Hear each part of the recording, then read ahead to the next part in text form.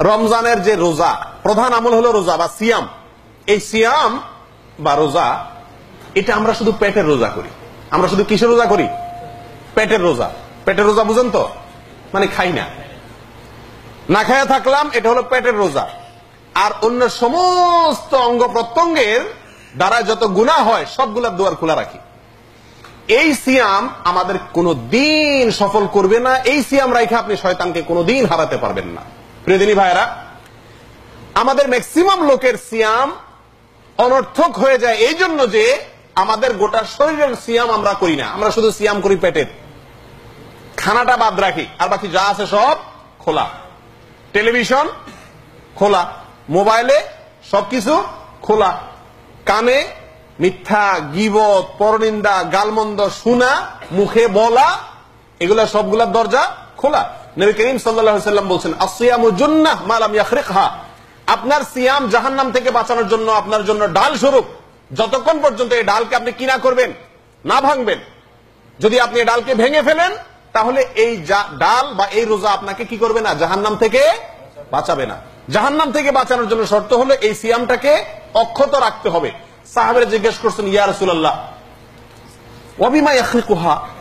রোজাদার ব্যক্তি তার রোজাকে খায় না সারাদিন, পান করে না সারাদিন, কিন্তু ঠিকই রোজা দ্বারা কাজ হচ্ছে না, ডাল ভেঙে যাচ্ছে, এটা কিভাবে হয়? নবী করিম সাল্লাল্লাহু আলাইহি ওয়াসাল্লাম বলেছেন যে গীবতের দ্বারা, গালমন্দ, ঝগড়াঝাটি ইত্যাদি করার মাধ্যমে। প্রিয় দিনী ভাইরা, তাহলে আপনি যদি মুখের রোজা না রাখেন, কানের রোজা না রাখেন, চোখের রোজা না রাখেন, হাতের রোজা না রাখেন, শুধু পেটের রোজা রাখেন, এই রোজা আপনার কি করবে না, সফল করবে না, মুত্তাকি বানাবে না, এবং আল্লাহর কাছে পুরস্কারের উপযুক্ত করবে না, শয়তানকে পরাজিত করবে না। অতএব লক্ষ্য করতে হবে। মনে আছে তো ইনশাআল্লাহ? আল্লাহ তাআলা তৌফিক দান করেন। প্রিয় দিনী ভাইরা, নবী করিম সাল্লাল্লাহু আলাইহি ওয়াসাল্লাম বলেছেন, রুব্বা সাইমিন লাইসা লাহু মিন সিয়ামিহি ইল্লা আল-জু'। বহু রোজাদার আছে যার রোজায় উপবাস থাকা ছাড়া আর কোনো কাজে আসে না। তার রোজাতে উপবাস থাকা কোনো সওয়াব আল্লাহর কাছে নাই। এরা কারা? এরা কারা? এরা ওই রোজদারি যে রোজা রেখে কি করে না, নামাজ পড়ে না। বহু লোক আছে না আমাদের দেশে, রোজা রাখছে, জামাতে নামাজ পড়ে না, রুমে শুয়ে রয়েছে। রোজা রাখছে, টেলিভিশনে সব গুনাহ করতেছে।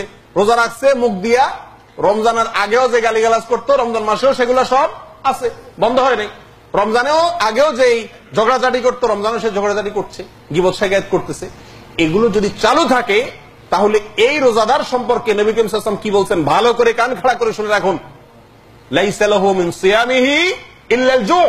এই রোজাদারের রোজা রায়্যান নামক গেট দিয়া জান্নাতে প্রবেশ করতে পারবে না। এই রোজাদারের রোজার কারণে আল্লাহর হাতে পুরস্কার নিতে পারবে না। এই রোজাদারের রোজার কারণে আল্লাহ সন্তুষ্ট হবেন না। এই রোজাদারের রোজার কারণে শয়তান পরাজিত হবে না। এই রোজাদারের রোজার কারণে পূর্বের গুনাহ মাফ হবে না। এই রোজাদারের রোজার কারণে সে মুত্তাকি হবে না, সে তাকওয়াশীল হতে পারবে না। তাহলে কি লাভ হবে? সারাদিন উপাস থাকলাম, ফায়দা কিছুই হলো না। কথা বুঝে আসছে ভাই? আল্লাহ তাআলা আমাদেরকে সঠিকভাবে রোজা রাখার তৌফিক দান করেন। প্রিয় দিনী ভাইয়েরা,